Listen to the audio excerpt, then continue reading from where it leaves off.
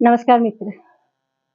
मित्र, हम मनुष्यों का लोभ जो होता है, उसका ना कोई अंत नहीं है, चाहत का कोई अंत नहीं है। भगवान हम लोगों को जितना दिए हैं, उसी में हम लोगों को खुश रहना चाहिए, लेकिन हम लोग नहीं रहते हैं। हम लोगों के पास जितना धन आता है, हम लोग क्या सोचते हैं कि ये भी कम है और थोड़ा-सा होने से अच्छा है। चलिए, आगे हम आप लोगों को इसी के बारे में एक छोटा-सा कहानी सुनाएँगे। एक समय की बात है, एक बहुत अमीर सेठ रहते थे, जिसके पास बहुत सारा पैसा था। एक दिन सेठ जी ने आराम कर रहे थे और उन्होंने बैठकर सोचने लगे कि पता नहीं मेरे पास कितना संपत्ति है, हमारा कितना पीढ़ी तक ये संपत्ति को भोग कर सकेगा। ये सब सोचते-सोचते सेठ जी ने उनका जो अपना लेखाकार था, उनको बुला के भेजे। लेखाकार आते ही सेठ जी बोले कि आप हमें बताइए कि मेरा कुल संपत्ति कितना है? ज़मीन, जायदाद, घर, रुपया, पैसा सब मिला के ये चीज़ हम आप हमको बताइए।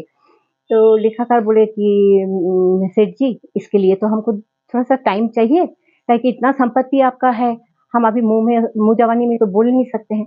तो सेठ जी बोले कि ठीक है, जाओ, तुमको हम 5 दिन के लिए टाइम दे रहे हैं। लेखाकार चला गया। 5 दिन बाद जब वो लौट के आया, कुछ लिख-उख के नहीं लाया।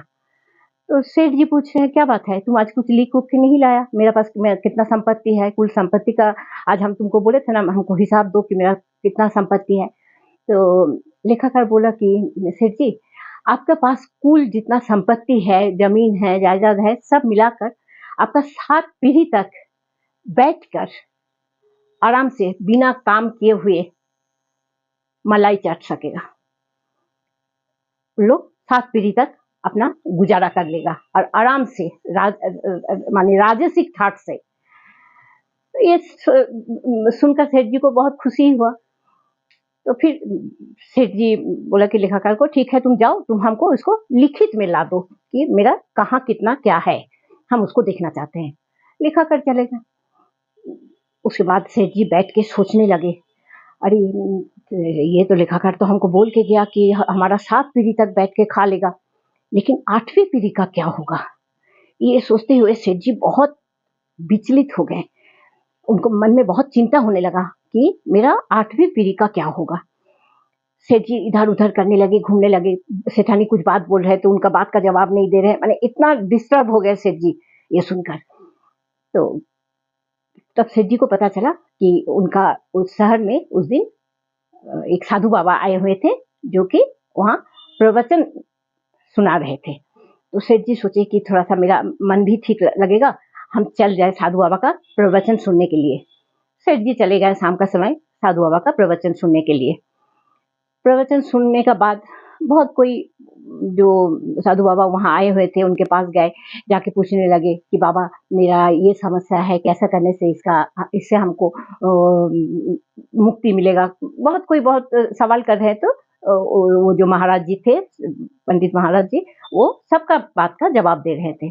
जब सब कोई चले गए अपना-अपना घर, तब सेठ जी उस महाराज के पास जाके प्रणाम किए, करके अपनी सारी समस्या जो था उसको उनको बोलने लगे। तो महाराज जी बोले कि सेठ जी, आप थोड़ा-सा दान पुण्य कीजिए, इससे आपका सब कुछ ठीक हो जाएगा। आप एक काम कीजिए, ये आपका शहर में देखिएगा, शहर का एकदम आखिरी छोर जो है, वहाँ पर एक झोपड़ी है। झोपड़ी में जो आखिरी वाला जो बस्ती में जो झोपड़ी में आखिरी वाला घर है, वो एक उसमें बुढ़िया रहती है, एक बुढ़िया अम्मा रहती है। उसके पास कुछ नहीं है, ना ज़्यादा पैसा है, ना पहनने के लिए कपड़ा है, ना खाने के लिए आटा-चावल है, कुछ नहीं है। तो आप जाके उस बुढ़िया अम्मा को कुछ आटा दान में दे दीजिए। तो सेठ जी सोचे ये कौन-सा बड़ा बात है, थोड़ा-सा आटा ही देना है। सेठ जी घर आए, दूसरा दिन सुबह जल्दी-जल्दी उठकर तैयार होकर अपना जो कर्मचारी लोग थे उन लोगों को बोले कि तुम लोग एक काम करो, मेरा गाड़ी के ऊपर 1 क्विंटल आटा का एक ठो बोरा चढ़ा दो। हम लोग सोचे सेठ जी का हुक्म है, हम लोगों को तो करना ही है। वो क्या के 1 क्विंटल आटा का बोरा चढ़ा दिए। उसको लेकर सेठ जी गाड़ी से बूढ़ी अम्मा के घर पहुंच गए। वहां जाते साथ-साथ जब दरवाजा खटखटाए तो वो बूढ़ी अम्मा आके दरवाजा खोली। सेठ जी उसका पैर में प्रणाम करके बोले, अम्मा आप यहाँ रहते हैं, मुझे तो बिल्कुल पता ही नहीं था। हम इतना ध्यान करते हैं, हम आपको कोई भी किसी भी तरह का कष्ट नहीं होते। बूढ़ी अम्मा को सेठ जी का बात सुन के उनका जो चापलूसी वाला बात सब पता चल गया। तो बोले लीजिए अम्मा, आपके लिए हम 1 क्विंटल आटा ले आए हैं, इसको आप रख लीजिए। तो बूढ़ी अम्मा बोले आज तो हम खा लिए हैं, आज का गुजारा मेरा हो गया, भगवान हमको दे दिया आज भर खाने के लिए, हम 1 क्विंटल आटा लेके क्या करेंगे? तो बोले कि नहीं नहीं आपको ये रखना है। तो बूढ़ी अम्मा बोले नहीं नहीं हम ये आटा नहीं ले सकते। तो बोले ठीक है तब आधा बोरा आप रख लीजिए, आधा हाफ हाफ क्विंटल रख लीजिए। बोले नहीं नहीं हम उतना भी नहीं रख सकते। तो लास्ट में सेठ जी बोले ठीक है तब आप 1 किलो रखिए, काहे कि उनको तो मंत्र मिला हुआ था कि बूढ़ी अम्मा को उनको आटा दान थोड़ा सा करना ही है, तब उनका ये समस्या का समाधान होगा। तब बुढ़ी अम्मा बोले कि नहीं नहीं 1 किलो आटा लेकर हम क्या करेंगे, हम अकेले आदमी 2 ठोकर के रोटी खाते हैं, हम नहीं लेंगे।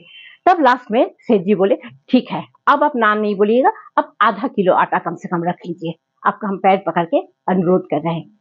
तो सेठ जी जब जबरदस्ती करने लगे कि आधा किलो आटा रख लीजिए, तो बूढ़ी अम्मा क्या किए, और अच्छा उनको भी और अच्छा नहीं लग रहा था गिज गिज करने में, वो उस बोरा से आधा किलो आटा निकाल कर अपने पास रख ली और बोली कि बेटा मेरा तो ये कल का प्रबंध भी हो गया है, अब ऊपर वाला परसों के लिए हमको जैसा देंगे हम वैसा ही खाएंगे, मेरा खाना लेके तुम चिंता बिल्कुल मत करो, अब से मुझे कोई दान नहीं चाहिए, आप जाइए आराम कीजिए।